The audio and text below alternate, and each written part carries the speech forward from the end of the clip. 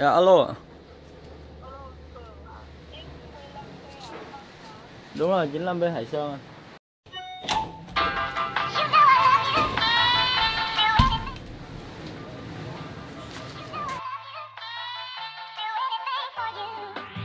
Các bạn có biết đây là cái gì không? Đây là cái gì không? Đặt lên trên này làm kệ rồi để cái máy lên trên này. Yes, bây giờ mình có một cái món hàng mới và rất là bất ngờ. Đó là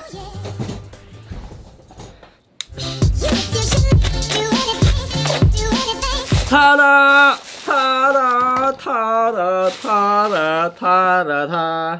Đó là chân máy Joby. Chân máy Joby Kit 3K. Mình đã mong chờ món hàng này nửa tháng rồi.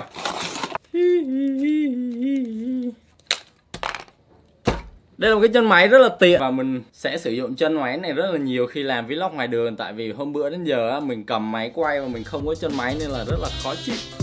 Có vẻ hơi cứng nha. Chắc để trong hộp lâu quá.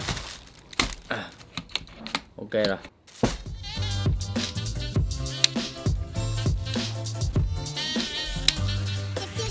Oh, legend.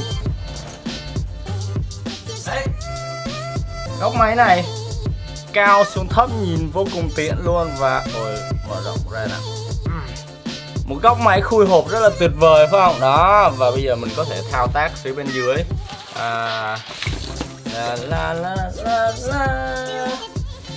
Tiện thể mình nói một chút về Joby thì mình nói luôn về cái phần chân máy. Thì các bạn có hay hỏi là nên mua chân máy nào, thì cá nhân mình thì mình nghĩ các bạn nên chọn cái chân máy dành cho quay phim. Có nghĩa là cái chân máy nào mà nó có cái cần dài như thế này này, để khi mà chúng ta quay phim thì chúng ta có thể ban ngang dọc. Thì vấn đề ở đây là những cái chân máy mà tốt thì nó sẽ có một cái bộ lò xo đàn hồi giống như là mấy cái cửa kính ở siêu thị. Khi mà các bạn đẩy nó không có dập cái rầm vô mà nó chuyển rất là nhẹ nhàng, thì đó nó sẽ tạo những cái góc ban mượt. Thay vì mua những cái chân máy mà nó có, này là chân máy dành cho máy ảnh, còn cái chân máy mà có cái đầu ban là dành cho quay phim ha. Nếu mà mua thì hãy chọn những cái chân máy quay phim, đừng chọn những chân máy dành cho máy ảnh. Nếu như các bạn đã lỡ có một cái chân máy dành cho máy ảnh thì các bạn có thể mua thêm những cái bonhead như thế này. Đây là loại rẻ nhất, hình như là hiện tại là 650 á. Mình mua cũng lâu rồi nhưng mình không dùng. Nếu mà bạn nào mà cần thì mình thanh lý lại. Và các bạn có thể gắn cái đầu dầu này vô trong cái chân máy. Đây, khi gỡ ra thì nó như thế này, và chúng ta gắn cái đầu dầu vào, và bạn đã có một cái chân máy quay phim. Đó, quay phim.